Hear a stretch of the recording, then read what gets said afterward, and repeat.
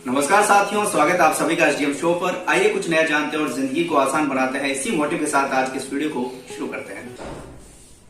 दोस्तों, आज हम बात करेंगे साइंस के इंट्रोडक्शन को लेकर। ये हमारी फर्स्ट क्लास है, तो फर्स्ट क्लास के अंदर आज हम साइंस का कंप्लीट इंट्रोडक्शन जो है वो कवर करेंगे। उसके बाद हम साइंस के जो विभिन्न टॉपिक है उन सारे टॉपिक की हम बात करने वाले हैं। तो सबसे पहले हम बात कर लेते हैं साइंस के इंट्रोडक्शन की। तो साइंस जो शब्द है, ये जो साइंस शब्द है, ये साइंस शब्द जो है एक लैटिन शब्द से आया है और वो लैटिन शब्द जो है वो है साइंटिया।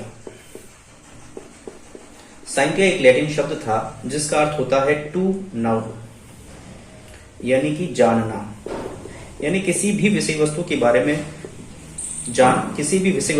में जानना क्या है, साइंस है।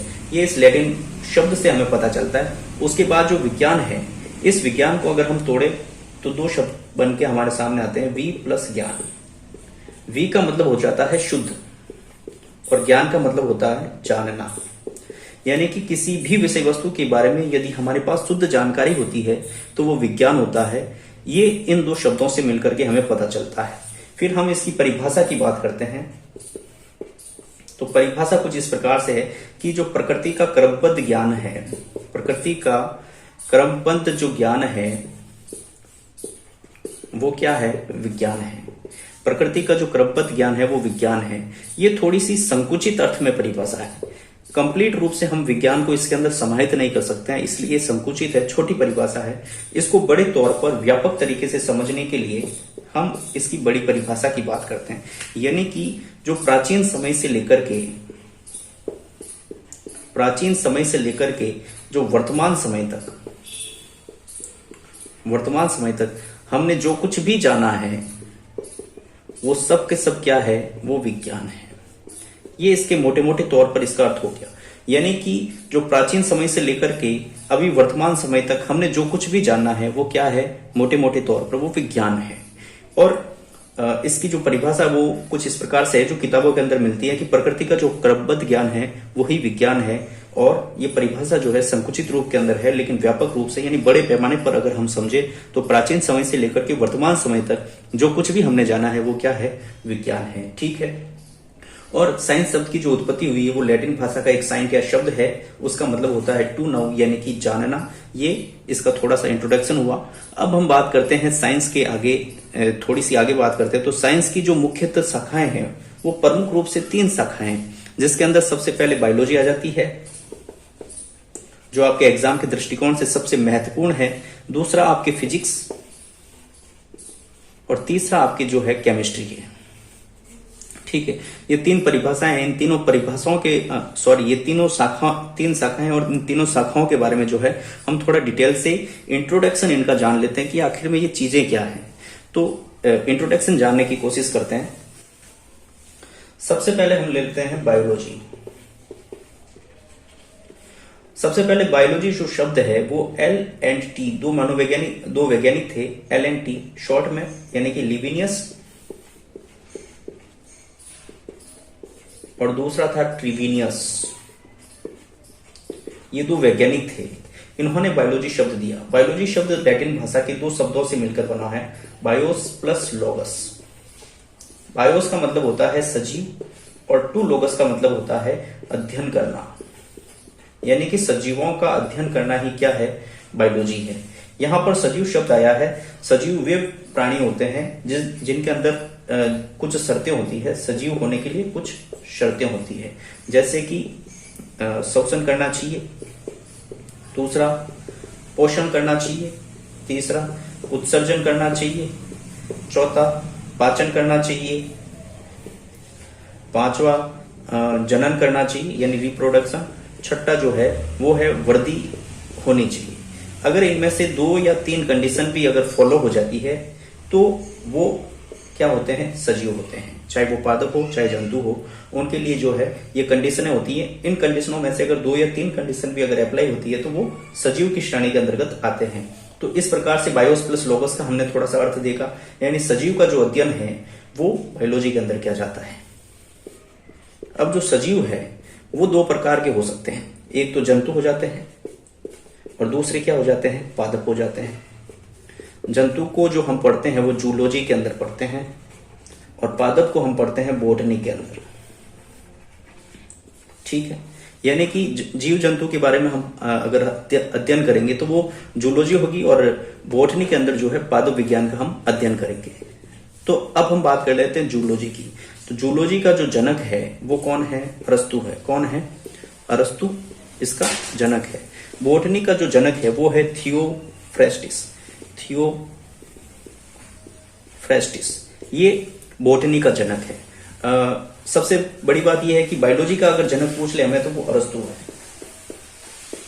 अरस्तु मनोविज्ञान का भी जनक है, ये भी आप याद रख सकते हैं। और जूलॉजी का भी जनक क्या है? अरस्तु है। ठीक है, अरस्तु बहुत महान वैज्ञानिक था, पढ़ा लिखा नहीं था, लेकिन अपने विचारों को जो है बहुत से लोगों तक पहुंचाया, इसलिए अरस्तु बहुत ही महान व्यक्तित्व था। ठीक है, तो अब हम थोड़ी सी आगे बात कर लेते हैं कि जंतु विज्ञान के अंदर इनको जनक क्यों कहा जाता है? क्योंकि इन्होंने 500 जंतुओं का जो है मॉर्फोलॉजी के आधार पर जो है नामकरण किया था। मॉर्फोलॉजी का मतलब हो गया कि जो बाहरी जो संरचनाएं होती है उस संरचना के आधार पर क्या किया इन्होंने? जंतुओं का नामकरण किया। और बॉटनी के अंदर थियोफ्रेस्टिस ने 500 पादपों का जो है नामकरण किया था। इसलिए थियोफ्रेस्टिस को क्या कहा जाता है? बॉटनी का जनक कहा जाता है। ये जानकारी हमें मिलती कहां है? तो इनकी एक किताब है हिस्टोरिया ऑफ एनिमल। ये किताब है, ये किनकी है? ये अरस्तु की किताब है। ठीक है, इसके अंदर ये जानकारी मिलती है। और इनकी भी एक किताब है, उसका नाम है हिस्टोरिया ऑफ प्लांटेरिया। ये किनकी किताब है? ये थियोफ्रेस्टिस की किताब है। इसके अंदर ये जानकारी मिल जाती है। तो मोटे मोटे तौर पर हमने देखा कि जो बायोलॉजी शब्द है वो LNT ने दिया था, और जो बायोलॉजी शब्द है वो बायोस प्लस लॉगस, दो लैटिन वर्ड से मिलकर बना है, जिसका मतलब होता है सजीव का अध्ययन। और सजीव होने के लिए कुछ शर्तें होती है कि वो श्वसन करे, जनन करे, पोषण करे, वृद्धि करे, उत्सर्जन करे, पाचन करे। इन क्रियाओं में से अगर 2 या 3 क्रियाएं भी वो करते हैं तो वो सजीव कहलाते हैं। उसके बाद हमने सजीव को 2 भागों में बांटा कि सजीव जीव जंतु भी हो सकते हैं और सजीव पादप भी हो सकते हैं। जंतु जो होते हैं उनका अध्ययन हम जूलॉजी के अंदर करते हैं, जो पादप होते हैं उनका अध्ययन हम बॉटनी के अंतर्गत करते हैं। जूलॉजी का जो जनक है वो अरस्तु है, थियोफ्रेस्टिस जो है बॉटनी का जनक है। उसके बाद हमने कहा कि जूलॉजी का जनक अरस्तु को क्यों कहा जाता है, इन्होंने ऐसा कौन सा महान काम किया, तो हमें पता चलता है कि जो अरस्तु थे उन्होंने 500 जंतुओं का मॉर्फोलॉजी के आधार पर जो है नामकरण किया था, इसलिए इन्हें जीव जंतु का जो है जनक कहा जाता है। और ये जानकारी हमें इनकी एक बुक है हिस्टोरिया ऑफ एनिमल के अंदर हमें प्राप्त होती है। उसके बाद हम बात करते हैं थियोफ्रेस्टिस को बॉटनी का हम जनक क्यों कहते हैं, तो इन्होंने 500 पादपों का नामकरण किया था, और ये जानकारी हमें प्राप्त होती है हिस्टोरिया ऑफ प्लांटेरिया, जो किसकी है? थियोफ्रेस्टिस की एक बुक है। तो ये थोड़ी मोटे मोटे तौर पर बायोलॉजी की जानकारी होगी। उसके बाद हम थोड़ी सी जानकारी जो है फिजिक्स और केमिस्ट्री के बारे में भी बात कर लेते हैं। उसके बाद इंट्रोडक्शन क्लास जो है समाप्त हो जाएगी, और फिर हम बात करेंगे किसी भी सब्जेक्ट जो है फिजिक्स, केमिस्ट्री और बायोलॉजी के जो क्रमबद्ध टॉपिक है उन टॉपिकों के ऊपर हम चर्चा करेंगे और कंप्लीट कोर्स करने वाले हैं। तो निश्चित तौर पर आप हमसे जुड़े रहें, और यदि हमारा वीडियो आपको पसंद आता हो तो इसे लाइक करें, शेयर करें, कमेंट करें, और हमारे चैनल से जुड़ने के लिए इसे सब्सक्राइब जरूर करें। तो हम बात कर लेते हैं फिजिक्स की। फिजिक्स जो है इसे हम हिंदी में भौतिक विज्ञान के नाम से जानते हैं। इसके बारे में इतनी कुछ शाखाएं हैं नहीं। मोटे मोटे तौर पर फिजिक्स जो शब्द है वो इसकी उत्पत्ति भी लैटिन वर्ड, सबसे पहले जो पुरानी लैंग्वेज थी वो लैटिन भाषा ही थी। तो निश्चित तौर पर जो भी उत्पत्तियां होगी वो लैटिन शब्द से हुई है। तो एक शब्द था फ्यूसिस, जिसका मतलब होता है प्रकृति। इसका मतलब क्या होता है? प्रकृति। और इसी शब्द से किसकी उत्पत्ति हुई है? फिजिक्स शब्द की उत्पत्ति हुई है। और फिजिक्स के अगर जनक की बात करें, अगर इनके जनक की बात करें तो फिजिक्स के 2 जनक है। फिजिक्स को 2 भागों में जो है क्लासिफाइड किया गया है। एक है क्लासिकल फिजिक्स,